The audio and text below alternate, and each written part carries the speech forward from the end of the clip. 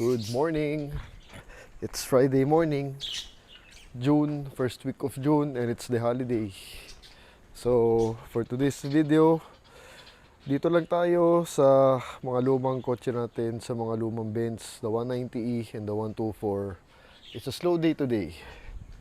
So, bala ko ipa-change oil ngayon if time will allow me, kasi madumi na langis for some reason. And ito, ikot-ikot ko lang kasi this car is misfiring. So, medyo palyado siya. I think one cylinder or a cylinder is dead or kulang ang bato na isang compression, no?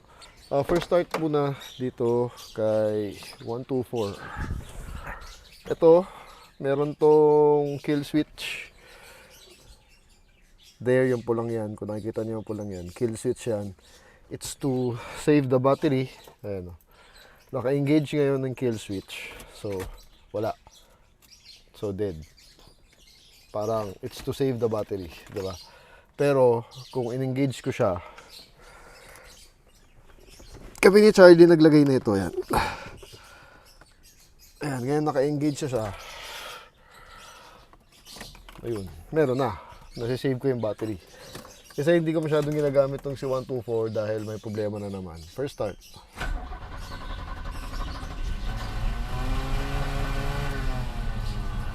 Slow start. Painitin lang natin to. At para maikot-ikot lang natin mamaya dito sa village. Car, diba inayos natin yung idling issue niya.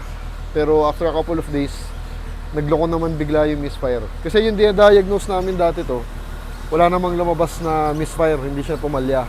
Yung idling lang mababa, nagloloko. Yun lang yun. Pero yung misfire hindi lumabas. Pero ngayon, biglang lumabas siya, kaya hindi ko siya magamit. Okay. Tapos, the 190E, ang problema ko dito, ayos naman to. Kaso yung langis niya, engine oil, parang ang bilis umitim. Kasi na-change oil namin ni Charlie to siguro last January or December, if I'm not mistaken. December lang or January. Today is June, first week of June. So 6 months. Pero hindi ko naman masyadong ginagamit to. Pero teka lang. Ayan. Pero my issue is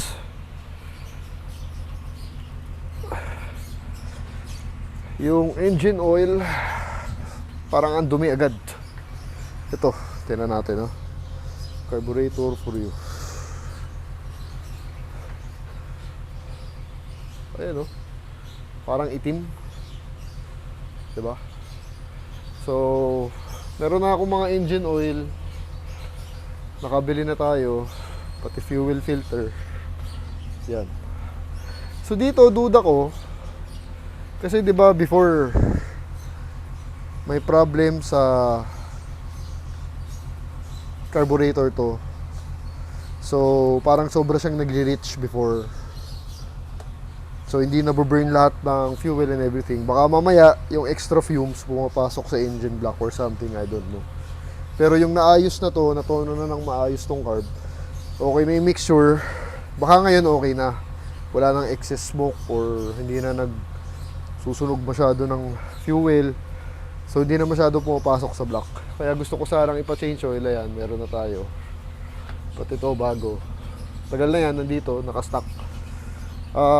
Para ma-refresh lang ulit, no? So yun sana ang agenda natin for today also. Ayan, so medyo mataas na yung temp. Kung titingnan mo,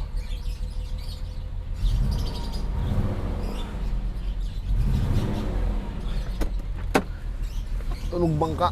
So that means isang cylinder, a cylinder or two, medyo pangit. Ganda tunog, oh. Blag, blag, blag, blag, blag, blag. Ganda tunog, no? And yung exhaust, nag-aamoy gas. So hindi nagbo-burn ng gas. Siguro one cylinder or two cylinders, hindi masyado nagbo-burn ng gas. So we need to check the sparks, the spark plug, the ignition wire coils, and yung injector siguro, no? So ikot lang natin kasi kailangan ko siyang exercise.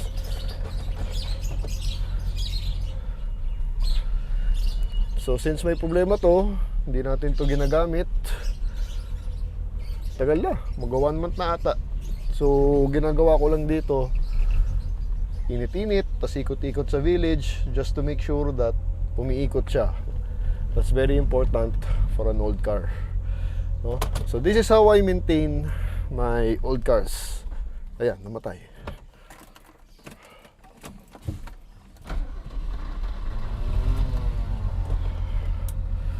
So ito maintenance ng lumang kotse, no?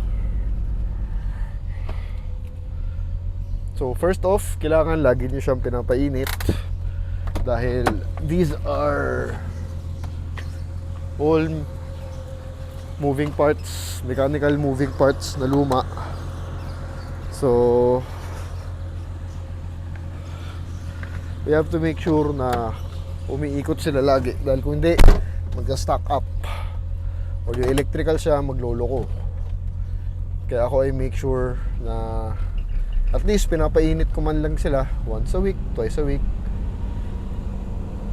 Tapos ikot-ikot once a week, twice a week sa village kung hindi ko siya pwede magagamit as a regular car, no? Unlike the 190, yun pwede ko ilabas yun. Ito, since low power, misfiring, hindi pwede. So iniikot-ikot ko lang siya. So yun, no? That's one step if you want to own an old car. Yung maintenance niya iba. Unlike yung mga EFI, yung mga ganyan, pwede mo iwan. Tapos battery na lang aalalahanin mo. Ito hindi eh. Kailangan mo alalahanin yung fuel niya, di ba? Kasi mechanical pa, yung mga fuel pump, yan, mga ganyan. Kaya ito, ganito, iniikot-ikot ko lang siya dito sa village.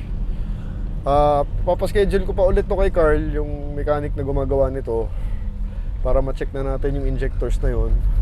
Ano ba yung misfiring na yon. Again kasi yung ginawa namin nung huli to, idling issue lang inayos namin dahil ang problema nito dati, bumabagsak yung idling pag naka-aircon. So naayos naman niya yun. Hindi naman lumabas kasi yung itong bagong misfire na to nung andun siya. Lumabas lang to mga few days after nung nagawa niya. So ngayon until now, andyan tong problema. Hindi ko pa napapaschedule kay Carl, no? Kasi nga syempre, the scheduling, may projects tayong iba. Syempre, budget, we need to set aside. Tapos, kailangan ko bumili ng injectors. Mura lang naman. May mga injectors naman to, probably, walang power. Tapos palyado. 2,000 pesos ang isa. Kung 6 yan, times 6. Pero pwede ka naman bumili ng 2 muna, 3 muna. Ayan, para ma-check natin kung may improvement. So, ayun. Ikot-ikot ko lang. Ito may 124 na isa. Stock.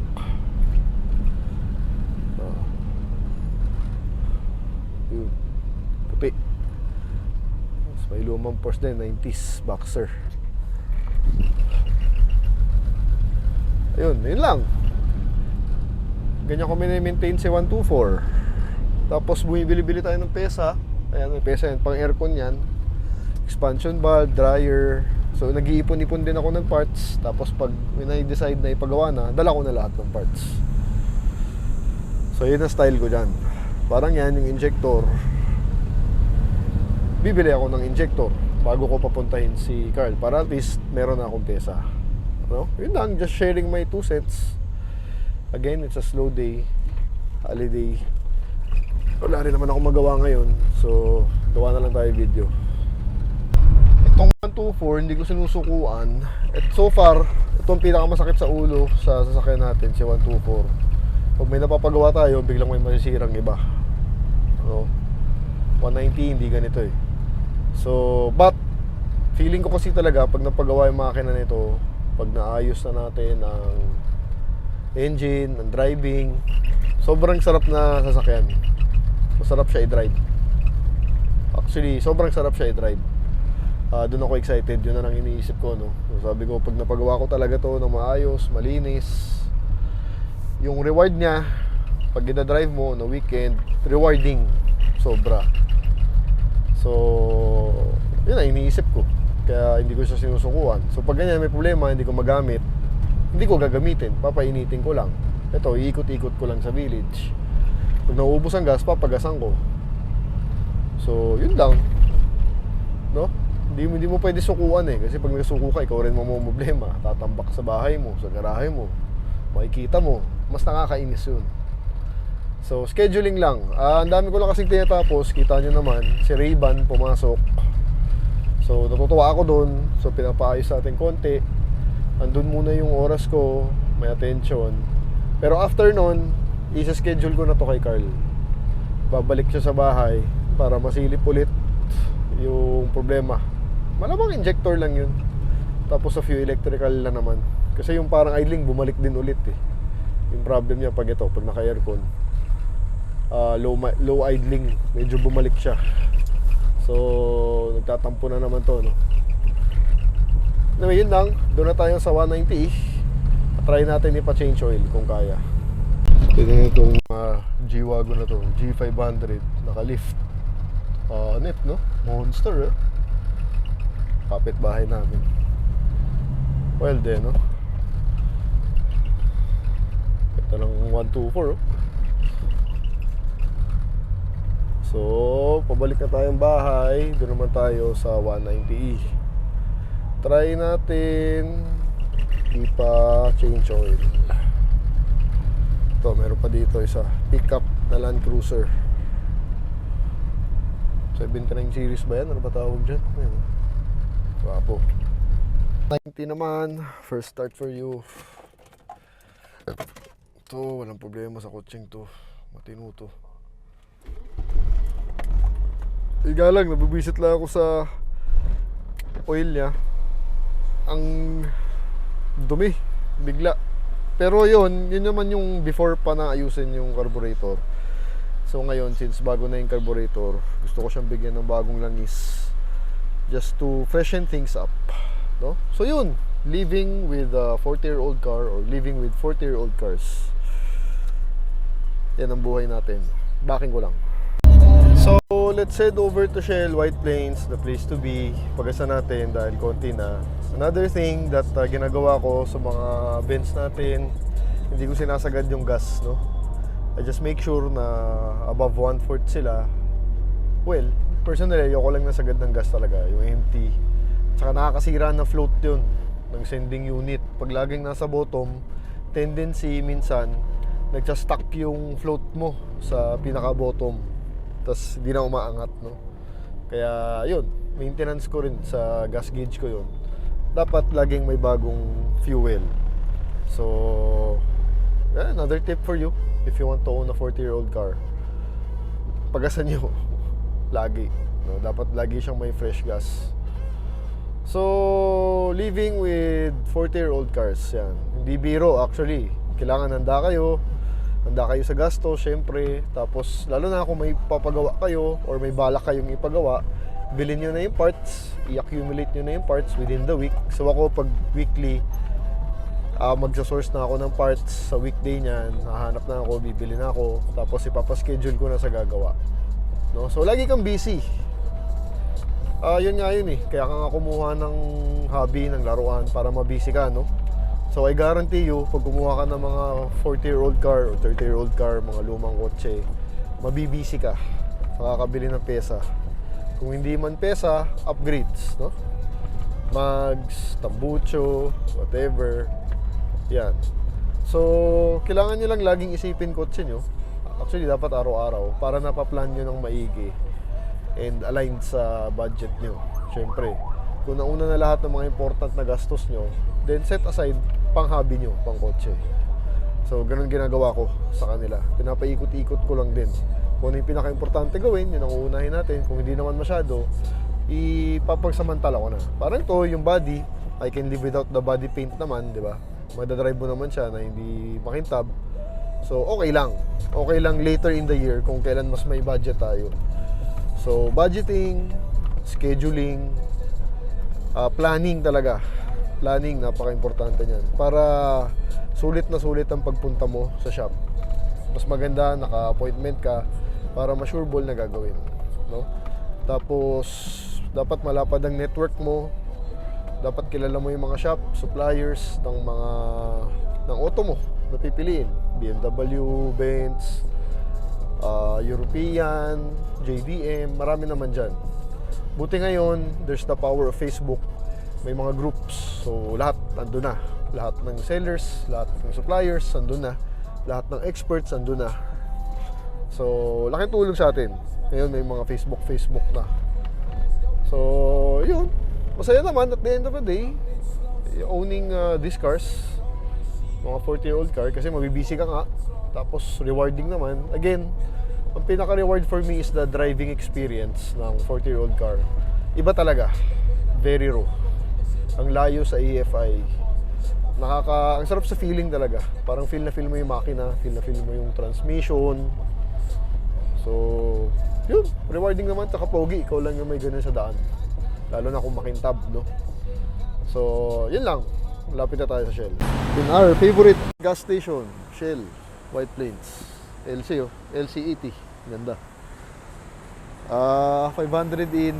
Bumili din ako ng ATF kasi bukas actually yung Pajero babalikan ni Gerald. Back job. Yung tulo, may tulo pa rin. Tapos yung installation ng inhibitor switch meron ako. So bukas gagawin yun. Ayan, no? So frequent visit to the gas station owning 40-year-old cars. Siyempre mas malakas sa gas yan. Lagi kayo magpapagas, no? Something to take note. Dapat tanggapin yun. Medyo malakas sila sa gas. Dahil during that time, yung technology naman nun, hindi naman pareho ng technology ngayon. Again, ito, carb pa yan. Kung mechanical fuel injection, ganun din. Hindi naman ganun katipid din yun, no? So, pahanginan ko lang din after, dahil every 2 weeks, kailangan ko pinapanginan yung mga gulong ito dahil sumisingaw. Ayan. 22. So, nagbabawas talaga. Pag di mo ginagamit, 2 weeks na. Kaya kailangan yan. Tip din, pacheck nyo lagi yung mga hangin dahil mas maganda, buo yung hangin nyo. Diba? So hindi biro owning a 40-year-old car. Maraming maintenance. So kailangan inaalagaan mo siya, dapat lagi mo silang iniisip. Diba? Okay, malamig aircon na 190, no? Init kasi. Kumasaya ako dyan, malamig aircon. 124, palalamigin pa natin yun. So, di natin yung sukuhan si 124, dire-diretso pa rin ang paggawa natin sa kanya. Taxi, oh. Electric, oh. Grabe, oh. Ganda ng taxi, no? Kala mo, Japan na. 500 in, half tank. So, ito, di naman kuripot to. Kung nagpapagas ka ng kahit 500 lang, mataas yung inaangat niya. Labi nga ng aircon. Buti. Very happy with this car. So, diretso tayong GRC. Try natin isingit yung change oil. Sana walang tao. Konti lang, para konti lang yung wait time ko. Para matapos na yung task na to, no? Dahil hindi ako sigurado. GRC, dami kasing tao talaga dyan eh. Depende talaga yun eh. Hindi naman tayo nagpa-appointment. So, hindi biro again, owning 40-year-old cars. Daming gastos dyan. Lagi nyo siya dapat iniisip, hindi nyo pwede pabayaan. Tingnan nyo, in my case, almost every weekend may pinapagawa tayo. Kaya lagi tayo may content, no? So, ganun yung magiging buhay nyo. Kailangan tanggapin nyo. Laging may ipapagawa kayo sa sasakyan nyo, lalo na kung luma. 40-year-old, 30-year-old, mga Euro, or mga JDM. No? Kaya kung nag-iisip kayo bibili, tapos hindi nyo naman naalagaan, hindi nyo papansinin, eh masisira lang lalo yun. So, one thing to take note, dapat buong-buong loob nyo. Kaya kita niyo sa akin, hindi tayo nawawalan ng projects, hindi tayo nawawalan ng ginagawa, lalo na pag weekend. Actually, ikukonsume to ng buhay mo. Yung buhay mo makukonsume nito. Pag holidays, kita nyo, sinisingit ko yung mga trabaho. Yun na yung event ko for the day, actually. Ang ginagawa ko lang sa buhay, buhat, tapos paggawa ng kotse, siyempre, pasok sa work. Yun lang. Kasi paggawa ng kotse, it will take you the whole time already, the whole day, minsan, di ba? So, living with 40-year-old cars. Sarap! Pwede, okay. Lalagay ko lang doon, change oil natin. So happy, so happy. And just like that, the 190 is due for maintenance. So, yan. How to maintain your 80s Benz. Actually dito, first time ko siya nadala for change oil.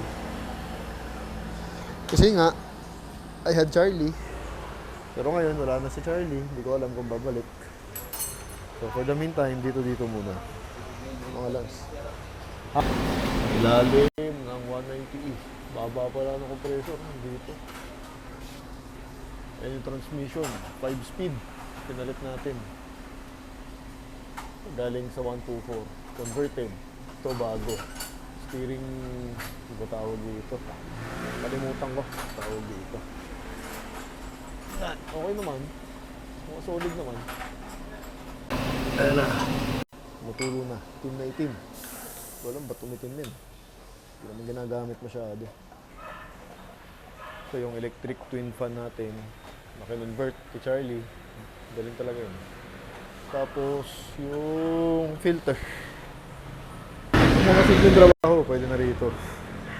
Brake pads, brakes, change oil, tune up. Kaya naman dito. The old filter is out. And the new filter is here. Ayan, bilis lang. So, productive day today, no? Buti libre. Itong spot, wala masyadong tao. Wala masyadong nagpapa-change oil na yun. Saka alignment. Tapos papa-align ko rin yung steering wheel, di ba? Kasi tabingi. So, while we're here, papadiretso ko na. Buti, holiday. Kasi sabi ko, pag may mga ganyan sasakyan kayo, hindi nyo pwede pabayaan. Saka kailangan yung isipin talaga, kailangan yung ilagay sa schedule nyo talaga. First batch of oil in. So, reset na natin yung oil na, no? So, back to zero after fixing the carburetor. Saya ako ngayon. Productive day tayo. Buti, nakapasok tayo agad dito sa GRC. Sumwerte at wala nagpapatune up.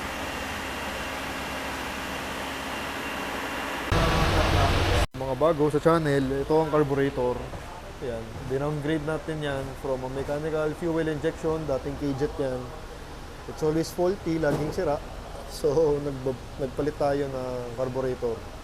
This one came from a W123. Tapos, nilagay natin dyan. Pasok naman. Then, in-eliminate na ang ECU. So, wala na masyadong mga wiring yan. Very basic. Ito lang, ignition coil. Yan. Yan ang wiring lang yan. To keep things more simple. Yan yun. Si Charlie ang nagkabit. Si Ricky carburetor ang nagtono. Ang galing ng tono niya. First start of the new, with the new oil, para umikot lang.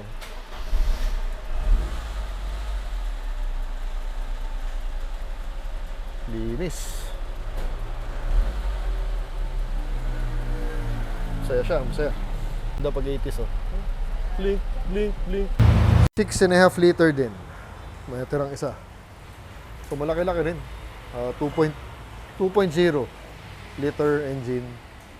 Inline 4. Oh, wala ka na makikitang inline 4 ngayon. Dati inline 4. Tapos rear wheel drive. Kaya very fun to drive. Tapos carb po. Tapos manual, 5 speed. Sarap. Yan. So, ito ang pag-maintain ng 1987 Mercedes-Benz 190. Change oil done. Sila Sir Buboy, may-ari, andyan din. Pati anak niya, si Kit. Kit ba yun? Andyan. So, anyway, change oil done. Tapos, ipa-align na natin tong steering dahil nakatabi. Nakaganon ba o nakaganon? So, i-align ni Kuya dun. Alright. Happy for today. Actually, wala akong balak mag-vlog. Tinatamad ako mag-vlog, but siningit ko na, since sayang naman. You might learn a thing or two. But take note, I'm not a mechanic. I'm just an owner of a 40-year-old Benz. So, sinishare ko lang yung naging buhay ko sa kanila. Ito pa ni 190, oh. Sumisilip sa salamin, oh. Boom. Okay. Next, the steering wheel. Alignment. Dahil tabing, gusto ko gitna yung steering wheel. For a more, ayan, gitna. Para mas maganda ang driving experience natin, no? Change oil is done. And then, alignment next. So happy. Dami natin nagawa kay 190E. So, nakita na nila. So, ganun. Parang nag-drive ka, nakaganon. So imagine mo yun, umaandar ka, pero nakaganon yung gulong. Kaya kailangan mo labanan na ganon to straighten her out. So, tinatama natin ngayon. Lounge na pala, oh. Yabang yung GRC, oh. Dati walang lounge sila, eh. Ngayon meron na. Aircon. Pwede ka tumambay din. Dati wala. Kaya pala ginagawa dati. Usual, GRC. Para McDonald's, busy. Punong-puno. Mabilis ang trabaho. Kailangan nyo pa-aircon. Eh. Daming ginagawa. Mga modelo. Tapos biglang may luma dun. Boom! Buboy, ay lang, oh. Si Buboy, may-ari ng GRC. Hello. Thank you, ha. Morning, Sir Kaloy. Yan. Diyan, bait yan. Laging nandito yan. Tutok. Saka yung mga tao niya matagal na dito. Hindi nag-aalisan. 20 years, mga ganun. Lupit talaga dito sa GRC. Wala akong masabi. Sobrang daming tao talaga. Parang McDonald's, no? Parang Jollibee. Parang McDo, sa dami ng tao, sa bilis, ng turnover. Mamaya-maya lang, another set of cars yan. Walang hinto. Hanggang 5 PM. Solid talaga. Pero ito, oh. Woo! 80s na 80s, sir. No? Yun, no? Pecho, center, oh. Tapos sina-adjust sa ilalim. So, sana malaking improvement. Siyempre, marami pang factor. Yung goma, second hand lang yan. So, we are not sure if oblong or not. Malaking factor yun. Pero at least, kung matama ang alignment, yung adjustment, malaking bagay, mamifeel natin siguro. Yung sa Pajero, laking pagbabago eh. Gumit na siya. Alright! So, tapos na ang kalbaryo natin. We are on our way home. So, ayos naman. Tapusin na natin yung vlog. Doon ulit sa spot. Anuhin ko lang. May binili lang ako sa Rustan Seguin Corinthians ng mabilisan. Dahil nasa labas na ako. Ito. See, Corinthian run. Rekta natin. Second gear. Third gear. Palanganin. Si Kuya. Still in third gear. Fourth gear. Gusto niya yung bagong langis. Masaya siya. We're in 80. Fifth gear. Woohoo! Sarap talaga pag rekta. Sa rekta masarap to eh. Second gear. Third gear. We're approaching 60. Chill lang. Fourth gear. Alright. Fifth gear. Bam! Solid. Right. Balik tayo dito sa Giraffe. Gloomy. Ulan ata eh. So, living with these cars, 40-year-old cars. Again, hindi siya biro. It's something that you need to think hard about dahil malaking commitment ang pag-aari ng mga sasakyan na to. Yung gasto sa maintenance. Siyempre, kailangan makilala mo lahat ng supplier na nagbebenta, yung mga technicians na gumagawa. So, kailangan makilala mo lahat sila and you do your homework. And extreme planning and extreme scheduling for you to maintain these cars. And yung budget, dapat di ka kuripot. Talagang dapat dito ginagastusan mo. Magandang bilhin mo parts, yung mga original parts as much as possible. Kung hindi naman kaya, okay lang din. May options naman. Ngayon, may mga China, may Lazada. Pero I suggest, sa original tayo, mas tumatagal talaga. No? So yun lang, I just made this video para to share my thoughts about these cars. Kasi baka some of you might be interested in owning an old car. So, quite a challenge, pero quite rewarding at the end of the day. So parang ito, actually ito, kinonsum na ang buhay ko. Pagka, if I'm not with my family, if I'm not working, ang oras ko nasa kotse. Anything to do with cars andun. So naging buhay ko na. So kaya na may maintain ko siya, no? So that's it. Thanks for watching. Two different levels I cannot relate.